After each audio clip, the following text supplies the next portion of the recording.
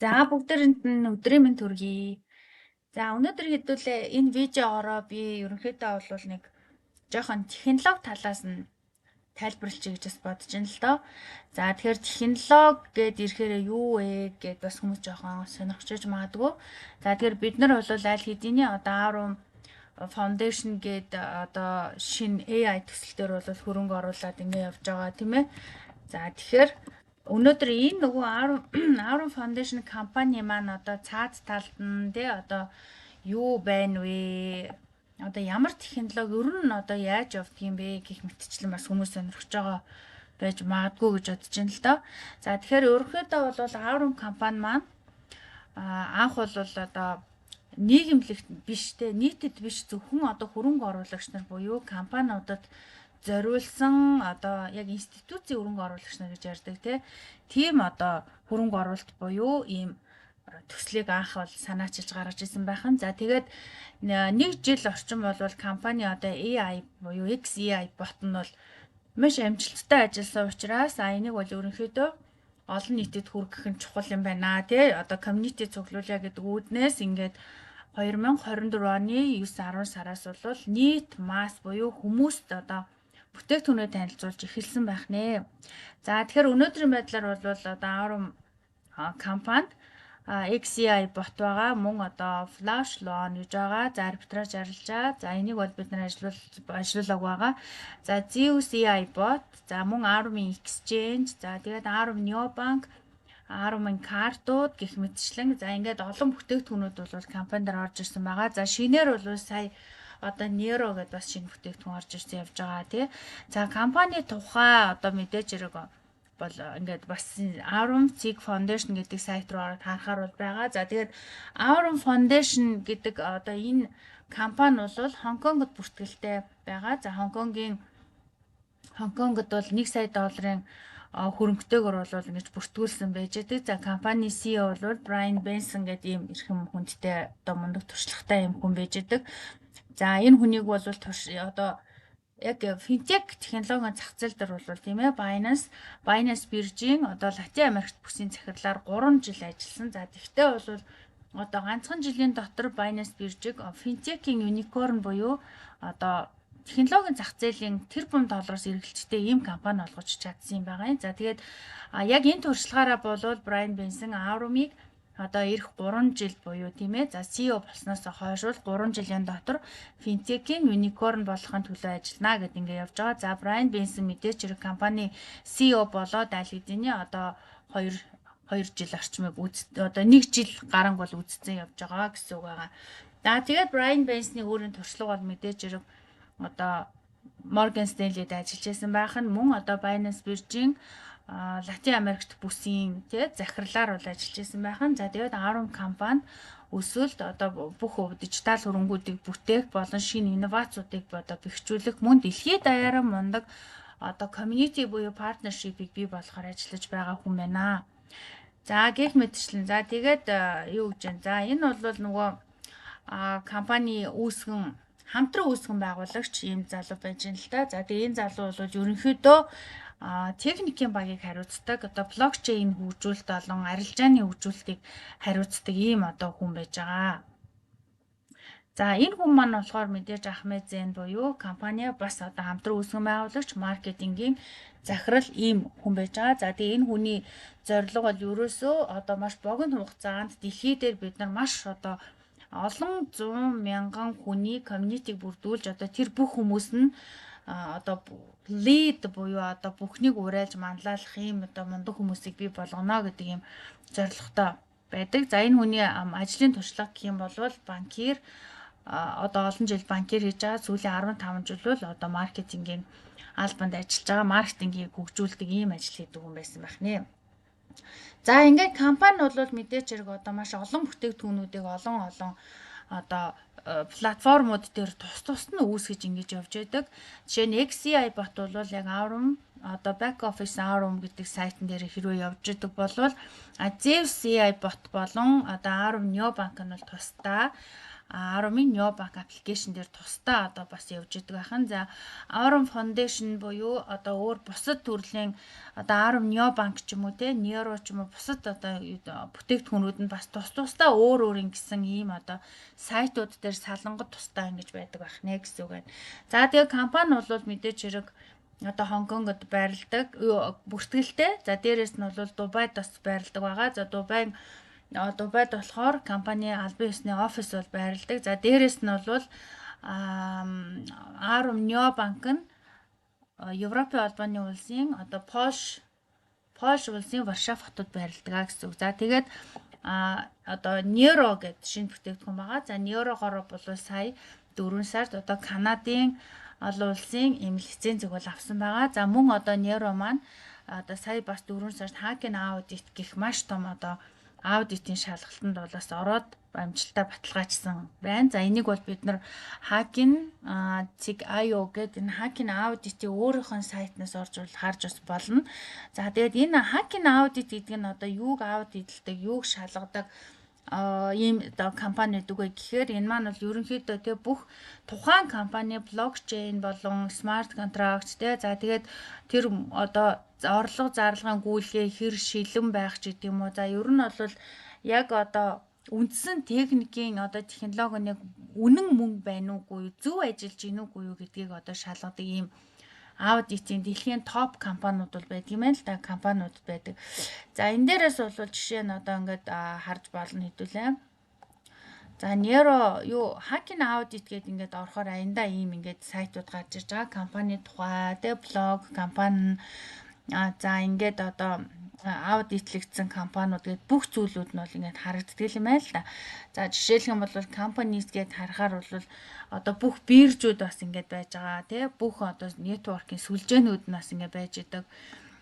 За одоо эдгээр бол ерөнхийдөө ингээд дандаа одоо баталгаажаад completed болцсон ийм одоо юунууд байх нь шүү дээ. Одоо сайтууд биржүүд байх нь тий. За компаниэд харахаар юм байгаа.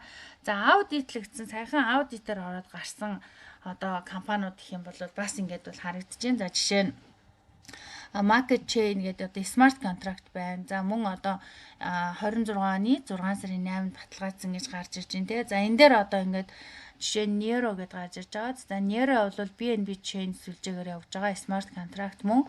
За тэгээд одоо centralized одоо төвлөрсөн одоо харагдаж байна тийм ээ. За тэгээд complete гэдэг нь 26 оны 5 сарын 26-нд бол ингээд одоо баталгааж дууссан байна гэж байна тий. За тэгээ энийг шин сум заагаад орохоор одоо Nero-гийн тухай одоо бүх юунууд нь дүгнэлтүүд нь бол яг ингэ байж байна л да. Жишээлх юм бол одоо аудитор оруулсан Олеся Блянка гэдэг хүн байсан бол approved by гэдэг баталгаажуулсан Кристина Ткачук гэдэг хүн байх нь тий. За тэгээ вебсайт нь бол nero.network гэдэг Nero-тай ийм сайттай гих мэтчлэн. За ингэж байж ах нэ. За тэгээд яг ер нь бол нөгөө компани Aurum компани болохоор ингээд маш олон зүйлийг зэрэг хийж бүтээж явж байгаа гэсэн үг. Нэг өсөндөө экосистемийг бүтээж явж байгаа ийм компани байгаа. За ийм байна. За тэгээд яг ер нь AI компани байгаа штэ. Одоо хиймэл оюун ухаан дээр суурилсан ийм компани байгаа. За тэгвэл одоо хэдүүлээ яг ингээд харахад бол мэдээч хэрэг одоо XAI бот бол сайн ажиллаж байгаа тийм ээ. За тэгтээ яг одоо түүний ард ямар техникийн одоо ажлууд явагддаг вэ гэдгийг товчхон одоо хэдүүлээ ярилцъя. За жишээлх юм бол Cloudflare гэдэг одоо ийм сайт байдаг. За Cloudflare гэдэг сайтыг та нар хэрвээ анзаарч ивэл зарим үед одоо Aurum руу нэвтэрч ороход ч юм уу за ганцхан Aurum-ч биш тийм ээ өөр одоо бусад сайтууд байдаг штэ одоо өөр бидний сайн мэдэх одоо юу гэж хэлэх вэ? Нөгөө кино жишээ нь киноны сайтууд байдаг тий. За нэг бол одоо төрөл бүрийн одоо интернетийн үйлчилгээ үзүүлдэг байгууллагууд гэсэн үг л дээ. Одоо за тэгээ бидний хамгийн сайн мэдгээр жишээ нь Aurum байна тий. За энэ компаниуд маань болохоор одоо Cloudflare буюу гадны одоо юунууд шүү гадны нөгөө компаниуд гэсэн үг те одоо интернетийн үйлчилгээг авдаг интернетээр байнга үйлчилгээ явуулдаг компаниуд гэсэн үг л те. За тэгэхээр Cloudflare нь болохоор зэрэг вебсайт болон одоо те вебсайт болон интернет үйлчилгээний аюулгүй байдал, хурд, найдвартай байдлыг бол сайжруулахад чиглэсэн дэлхийн хэмжээний технологийн компани юм аа. За Cloudflare-ыг бол бид нар мэдчихэхтэй хамгийн зүгээр яагаад гэвэл одоо Arum Foundation ч бай та нар өөр ямар нэгэн одоо интернетийн үйлчлэгийг авч байгаа ямар нэгэн компанид тий хөрөнгө оруулагч ч бай өөр юу ч бай ажиллаж исэн ч хамаагүй за тэр одоо зүйлийг тэр тухайн компани мэдчил байгаа бол Cloudflare гэдэг компаниг бол мэдгээс одоо мэдэж байхаас аргагүй. Энэ бол мэдлэгийн хүрээнд бол хэрэг хэлж өгж байгаа зүйл шүү. За тэгээ мэдээж Cloudflare гэдэг компани бол 2009 онд үүсгэн байгуулагдсан бөгөөд өнөөдөр дэлхийн хамгийн том интернетийн одоо дид бүтцийн сүлжээнүүдийн нэгийг ажиллуулж байна гэж байгаа байхгүй юу? Одоо энэ Cloudflare гэдэг компани тийм ээ. За энэ дээр одоо маш олон компаниудын нэрсүүд гүүгдээд харагдана л да. За энэ дээр бас харагдаж байна те. Зөндөө олон одоо маш олон хэдэн мянган компаниуд одоо Cloudflare-ыг ашигладаг. Түүний нэг нь бол жишээ нь манай Arum компани мөн Cloudflare-ыг ашигладаг байх нэ. За тэгвэл энэ компани нь одоо Cloudflare гэдэг компани нь юу хийдэг вэ гэхээр ерөнхийдөө одоо бидний вебсайтын тэгээд бүх зүйлийг бол ерөнхийдөө хадгалж идэг гэсэн үг одоо сервер дээр хадгалдаг. Тэгээд хэрэглэгчдэд хамгийн ойрын серверээс мэдээлэл авах боломжийг бол олгодог. Тэгснээрээ бол тухайн сайт нь өөрөө илүү хурдан ачаалдаг гэсэн үг. Нэгдүгээрт нь одоо илүү хурдан сайт руугаа нэвтэрч үйлчлэгээ хурдан авахын тулд Cloudflare-ыг ашигладаг байх нэ тухайн компани тийм ээ. За хоёрдугаарт нэг юм бол DDoS одоо attack гэж ярьдаг шүү дээ. Бидний харуул DDoS attack хамгаалалт. За хакер гэдэг нь бол тусдаа одоо 1-2 хүн тухайн сайтыг хакердаж те одоо юу гэдгийг одоо нэвтрэх оролдлого хийхийг бол хакерууд гэж байгаа юм. За мэдээж хакерууд бол маш өндөр хөгжсөн. Тэд нар одоо өөр төвшөнд гарсан те баг команд бол явж байгаа хэл та. За тэгвэл хакер болон DDoS attack гэж яддаг те. За DDoS хамгаалтыг бас одоо хүссэн учраас Cloudflare-ыг одоо ашигладаг байх нь л те. Тэгэхээр DDoS attack гэдэг нь болохоор хит олон хуурамч хүсэлтээр гэж байгаа юм. Хит олон гэдэг чинь маш олон хэдэн 100 хэдэн мянган юм хуурамч хүсэлтээр серверийг унгаах оролдлогыг DDoS attack гэдэг байх нэ. За тэгэхээр зэрэг энэ олон одоо хитрхи олон хуурамч хүсэлтээс хамгаалдаг байх нь одоо Cloudflare нь өөрөө хамгаалдаг байх нь шүү дээ. Тэгэхээр Cloudflare-ийн өргөн одоо сүлжээ нь халдлагын урсгалыг шүүж хууль ёсны хэрэглэгчдийг сайтад нэвтрүүлэхэд тусалдаг гэж байгаа байхгүй. Тэгэхээр тухайн компани хэрвээ та нар одоо жишээ нь Arum руу ч юм уу нэг бол өөр ямар нэгэн нэвтрдэг интернетийн сайт руугаа нэвтрэх гингүүд алдаа гардаг шүү дээ одоо ямар нэгэн алдаанууд гараад идэг те одоо цааш нэвтэргээд энэ бол одоо scam сайт байна ч гэдэг юм уу. Нэг бол энэ одоо хуурамч сайт учраас нэвтрэхүүгүй юу ч гэдэг ч юм уу те. Иймэрхүү нөгөө алдаанууд гардаг штэ. За тэр үед нь бол бид нар яадаг вэ гэхээр continue anyway гэдээ үргэлжлүүлдэг те. Зүгээрээ бид нар энэ компани гишүүн байгаамаа бид үүнийг мэднэ гэдэг утгатай байхгүй юу. Тэгэнгүүт тэрийг үргэлжлүүлээд цаашаа нэвтрээд орж болдог гэсэн үг. Хэрвээ тухайн компани биш жинхэнэ одоо хуурамч хүсэлтээр одоо тухайн халдлага хийхийг үйлцсэн хүн бол арай өөр маягаар тэр Cloudflare дээр харагддаг юм байл да. Тэгэхээр зэрэг яг энэ жишээ нь компаниудын тухайд Cloudflare-ийн үйлчлэгийг авах нь өөрөө DDoS attack-аас бас хамгаалалт авдаг, давхар хамгаалуулдаг байх нэ гэсэн үг байна. За тэгээд мэдээж Cloudflare нь маш өндөр хурдтай одоо интернетийн үйлчлэгээнүүд санал болгодог тийм мөн одоо маш олон хэрэглэгчид энийг бол мэддэг байх нэ. Cloudflare-ийн үйлчлэгийг одоо дэлхийд даяар хүмүүс бол андахгүй. Гэхдээ ялангуяа технологи хүмүүс андахгүй байдаг байх нэ. За тэгээд Cloudflare-ыг өөр одоо хүмүүс яагаад энэ Cloudflare буюу энэ интернетийн үйлчлэгээ үзүүлдэг одоо дундын үйлчлэгээ үзүүлдэг байгууллага шүү дээ тийм одоо энэ маань хүмүүс яагаад үүнийг ашигладаг вэ? Компаниуд яагаад үүнийг ашигладаг вэ гэдэг нь болохоор вебсайтыг илүү хурдан болгох үүднээс тийм одоо сайт руугаа хурдан хандлт авах үүднээс одоо энийг ашигладаг байхan. За хэдүүлээ одоо жишээ нь Arum компаниг ашиглаж байгаа учраас Arum-аараа жишээ татаж яриа л да. За Arum-ын back office руу нэвтрэхийн тулд бид нар хурдан нэвтэрдэг. Тэхийн тулд яадаг вэхээр хэдэн 100 мянган Arum-ын members гишүүд өнөөдөр ийшээ одоо нэвтэрж байгаа. Тэгэхээр үүнийг илүү хурдан болгохын тулд Cloudflare-ийн одоо интернетийн сүлжээг ашигладаг байх нэ. Тэ мэдээч хэрэг Cloudflare-ыг ашиглаж байгаа учраас тухайн энэ одоо интернетийн үйлчлэгээ үзүүлдэг байгууллагт компаниуд тодорхой хэмжээний төлбөр тооцоогоо төлөөд ашиглаж байгаа шүү дээ. За хоёрдугаарт нэг юм бол хакерийн болон тий одоо саяны миний ярьсан DDoS attack буюу DDoS халдлагаас хамгаалалт авдаг байх нэ гэсэн үнийг гэсэн дөө. За ингээ хакеруудаас хамгаалуулахын тулд Cloudflare-ыг одоо ашигладаг байх нь хоёрдугаарт нь серверийн ачааллыг бууруулах үүднээс. За жишээ нь зөвхөн одоо 10 одоо ч юм уу тий 10 ч юм уу нэг бол өөр одоо бидний хамгийн сайн ашигладаг биржүүд ч юм уу за эдгээр төрөвчүүдээс яаж олон тий эдгээр маань болохоор шууд өөрснийн одоо вебсайтыг үүсгээд тухайн ямар нэгэн интернетийн үйлчилгээ үзүүлдэг одоо хамгаалтын жинхэнэ байгууллагаар дамжихгүйгээр өөрснөө бие дааж үзүүлэх юм бол одоо асар хурдан халдлагад өртөх нэгдүгээр боломжтой. Хоёрдугаарт нэг юм бол тухайн сервер нь маш их ачааллаад тухайн ачааллаасаа болоод одоо техникийн янз бүрийн эрсдлүүд гарах одоо болцолтой тийм ээ боломжтой. Тэгэхээр зэрэг серверийн ачааллаа бууруулах үүднээс Cloudflare-ыг ашигладаг байх нэ гэсэн үг байна. За тэгээ глобал хэрэглэгчдэд илүү сайн үйлчилгээгээ хурдан шуурхаа үзүүлэхийн тулд Cloudflare-ыг ашигладаг гэж байгаа юм шүү. За тэгээ ерөнхийдөө хэрэглэгч нь Cloudflare нь одоо энэ бидний ашиглаж байгаа одоо сервер гэсэн л үг юм байна л да. Одоо ерөөсө компаниуд тий Cloudflare-ыг ашигласнараа өөрснөө илүү одоо эрсдлээс хамгаалж байна гэсэн үг байх нэ. За тэгээ Cloudflare нь өдөр бүр асар хэмжээний интернет урсгалыг боловсруулдаг бөгөөд дэлхийн 125-аас дээш оронд 300 гаруй хотод дэд бүтэцтэй гэдэг нь болохоор 300 гаруй хотод Cloudflare-ийн серверүүд ажиллаж идэг байх нэ гэсэн үг одоо цацалтаа хийдэг тий одоо түгээлдээ хийдэг байх нь шүү дээ жишээ нь. За олон сая вебсайт Cloudflare-ийн үйлчилгээг ашигладаг гэж байгаа байхгүй юу? Олон сая гэж байгааз бүр маш олон сая. Тэр яагаад гэвэл Cloudflare нь өөрөө интернетийн үйлчилгээ үзүүлдэг найдвартай компани гэдэг байх нь тий. За ийм юм байна. За тэгээ зарим үед бол одоо жишээ нь Arum компани дээр алдаанууд гараад байна яана инэ гэдэг шүү дээ. Тэгэхээр тэр чинь бол ерөнхийдөө Cloudflare лөө одоо Arum-ийн нэрээр хакерууд DDoS атакууд явсны үндснээс Cloudflare-ээс төр зургийн одоо хаалт хамгаалт хийж байгаа гэсэн үг байна шүү дээ. Тэгээ энийг бол компани өөрөө харилцан одоо ярилцаа тэр алдаануудыг дорн засчдаг байгаа тий. За тэрийг бол манайхан мэдж байгаа хаа. За нэгдүгээрт ямар нэгэн одоо Arum-ч бай, ямар нэгэн интернетийн технологийн компаниуд бүгд интернетийн үйлчилгээ үзүүлж дундын байгууллагыг бол ашигладаг байх нэ. За үүнийг бол сая бид нар ингээ ойлгоод авчлаа тий.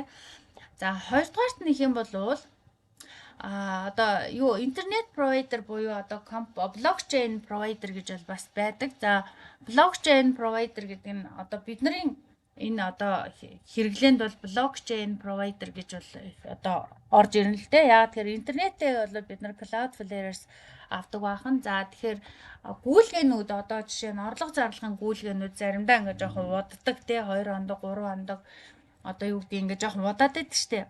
Тэр нь болохоор одоо ингээд яг би нөгөө сая ингээ та нарт мэдээлэл өгөхгүй ганц нэг мэдээлэлүүд ингээ хайж үзчихлээ ам л да. За жишээ нь интернетийн одоо үйлчлэгээ үзүүлдэг байгууллага гэхэд бол юу гэдэг вэхээр таны гэр болон бизнес одоо гар утас бүх зүйлийг интернеттэй холбодог компани хэлнэ гэж байгаа. За тэгээд гих мэтчлэн сая бид нар Cloudflare-ийн тухай жишээ нь ярьчихж байгаа байхгүй юу? Одоо тэгэхэд эн чин дотроо ганцхан интернетийн үйлчлэгээ үзүүлэгчээс гадна блокчейн үйлчлэгээ үзүүлдэг компаниуд гэж тусдаа байдаг юм байна л да. Одоо гадаад улсад ялангуяа дэлхийн олон одоо блокчейнүүдийг ингээд сүлжсэн одоо network гэж тэ сүлжээнүүд байна.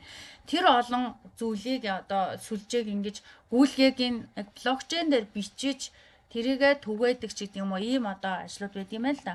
За тэгэхээр интернетийн одоо энэ жишээ нь ингээ Google-ээс интернет провайдер гэдэг ингээд хайгаад үзэж болно тий. За ингээ Google-ээс хайнгууд энэ одоо бичиг гараад ирдэг. Тэгээд шигрөө Wikipedia руу хөтлөөд бас мэдээлэл үзэж болно. Нэг бол одоо YouTube руу ороод ингээд мэдээлэл үзэж болдог байгаа. За тэгээ эдгээр одоо How does internet get?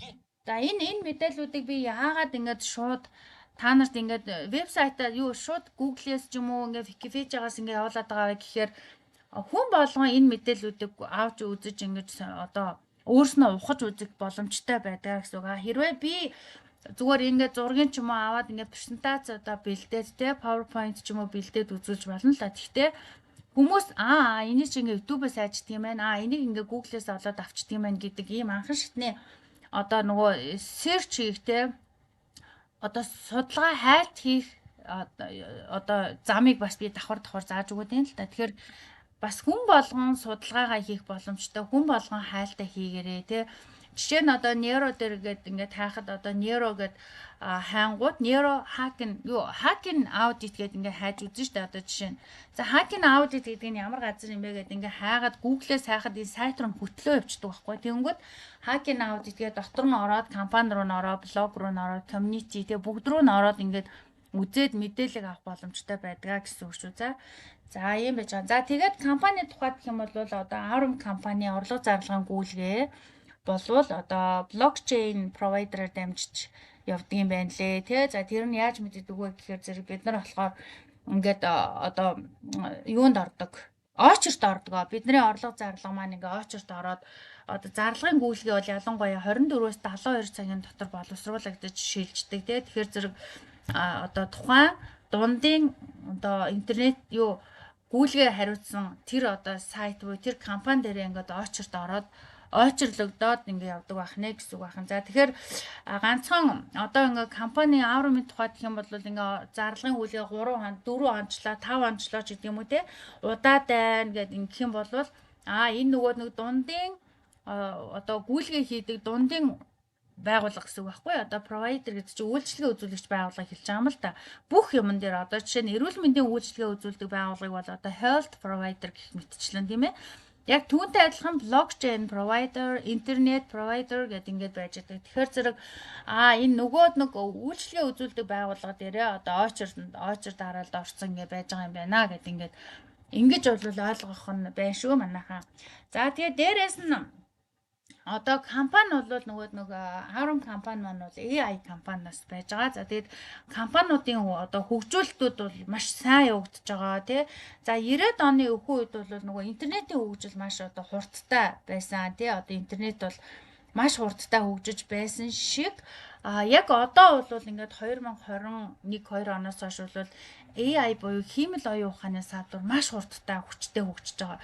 За тэгэхээр зэрэг яг ер нь бол нөгөө хиймэл оюун ухааны ихэнх компаниуд бол блокчейн одоо түрээслэгчийг бас ашиглахгүй тэгээ зөвхөн одоо юугаараа явж болд юм байл да. Одоо нөгөө саяны одоо юугаар өгөгдлөөр суурилсан одоо өгөгдлүүдээр дамжиж явж байгаа юм. Ихэвчлэн одоо хайлтын одоо AI компаниуд гэсэн үг л да. Одоо магадгүй манай одоо Aurum-ын XAI бот ч гэсэндээ өгөгдлөөр суурилж ажилладаг тий.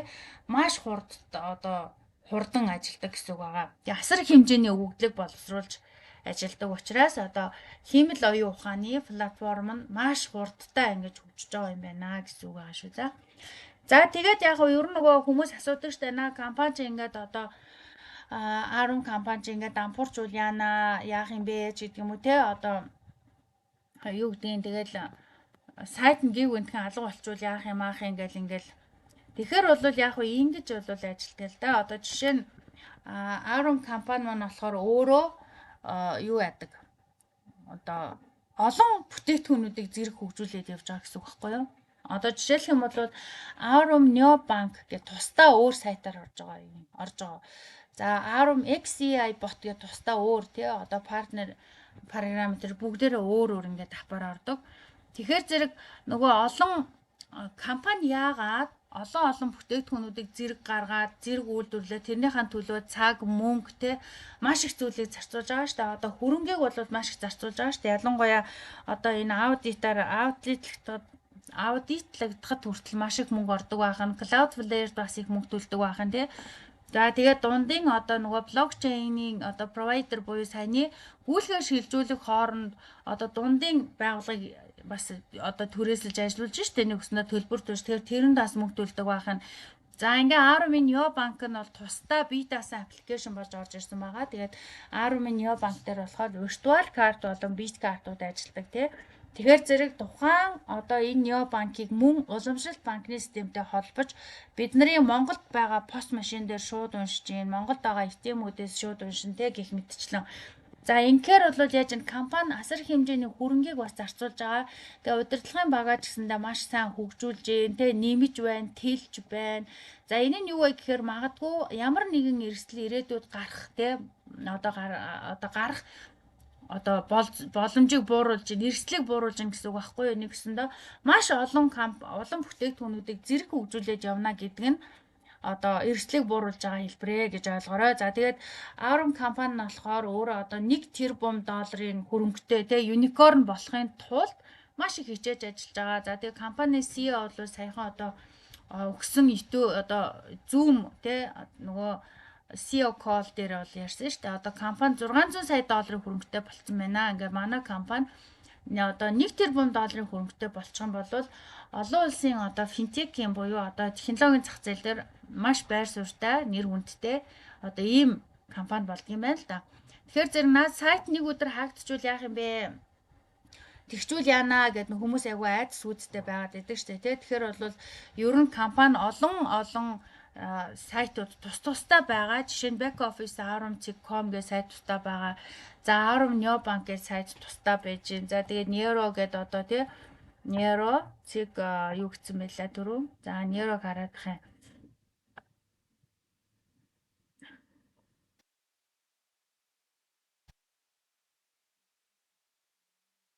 Одоо Nero цэг network гэдэг жишээ нь байна шүү дээ тийм ээ.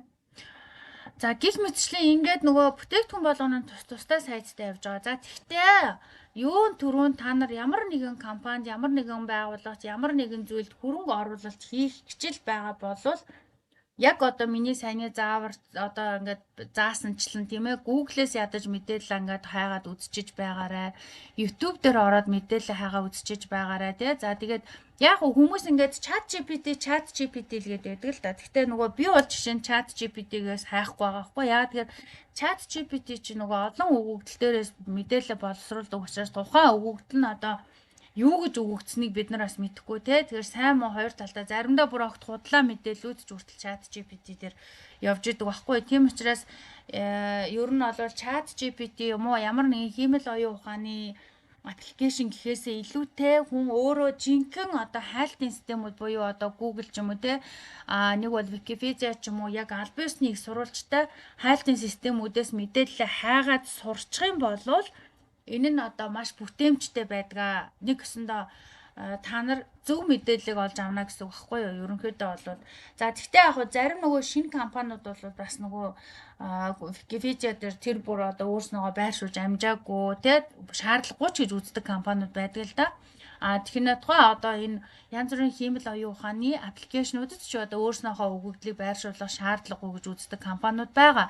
За түүний нэг бол жишээ нь одоо Aurum компаниас тэгж үздэг. Ер нь бол бид нар тухайн улсынхаа яг хууль эрх зүйн орчинд нь тохируулаад яг тэр одоо зөвшөөрлүүдээ аваад ажиллах нь айгүй чухлаа. Түүнээс биш те community одоо маркетинг дээр суурилж нэг айхтар одоо маркетинг хийгээд ахын ч нэг одоо хашаач юм. Гэхдээ компани өөрөө финтек буюу технологийн компани учраас одоо бид нар яах нь гэхээр ижил төстэй ер нь мэдээллүүдийг авахтаа зайлшгүй хайлтуудыг бол сайн хийж явах хэрэгтэй. За тэгээ ер нь бол мэдээж хэрэг альва хөрөнгө оруулалт те альва гоё одоо ашигт ажиллагаанууд гэж яриа. Ашигт ажиллагаа тийм ээ одоо яг юу арилжаач байж болно юу ч байж болно. Альва ашигт арилжаа болвол үргэлж хажуудаа одоо эрсдлийг бол байнга дагуулж явж идэг. За тэгэхээр зэрэг ямар эрсдлүүд байдаг вэ гэхээр жишээлх юм бол Cloudflare дээр гарч байгаа одоо асуудлууд одоо юу гэдэг юм маш олон DDoS атакууд